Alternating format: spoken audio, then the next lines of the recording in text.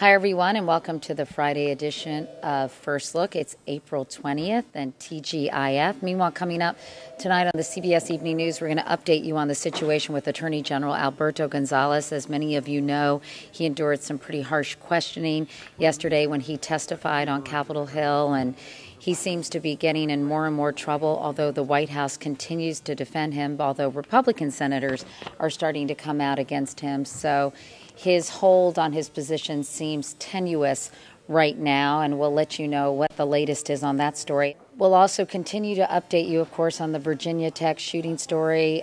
Some funerals have already been held, including one for Livnu Libresco, who was a civil engineering lecturer.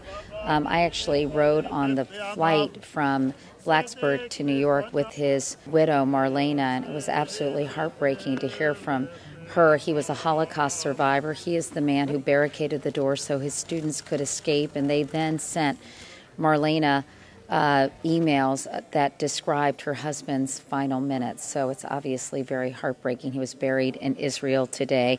Bob Orr is going to have the latest on the investigation.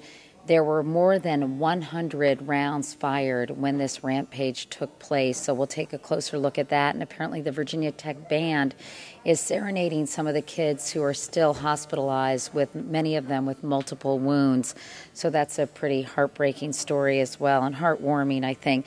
Also coming up, Nancy Cordes, who's relatively new here at CBS News, is working on a story on tainted pet food, which is intriguing because now there's some concern that it might have been tainted intentionally. Is that right, Nancy? That's right. The FDA is operating on the theory right now, and it says it won't know until it can actually get into these Chinese manufacturing plants, which it hasn't been able to do so far. They think that it's possible that these manufacturers actually spiked the wheat gluten and now rice protein and perhaps corn gluten that they were shipping out with melamine, which, as we now believe, may be the ingredient that somehow led to these deaths, because what melamine does is chemically alter the product to artificially spike the protein content. So it could make the product appear to have a lot more protein than it actually did. They're working with the Chinese government to try to get visas and to be able to enter those plants. So far, they haven't had any luck. And I just spoke to one of the lead researchers who's been looking at these compounds, and he says that if they aren't able to get into those plants, they may never know. But there was one big red flag the other day. When this expanded from wheat gluten to now rice protein, a shipment was stopped because among all the other white bags of rice protein, there was one bag, there was a pink bag that said melamine on it,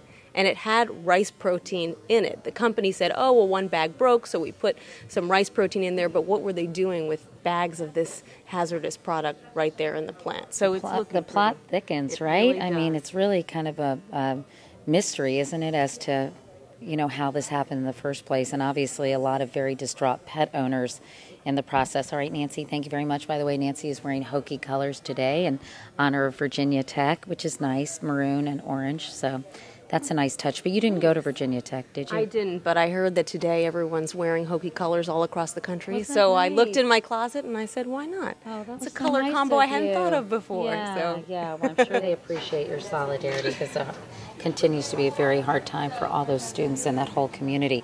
Also, on a much lighter note, Steve Hartman is going to be here with Assignment America. He's doing a piece about a man in Oklahoma City who apparently distributes hot dogs to the homeless, which are very welcome, I think.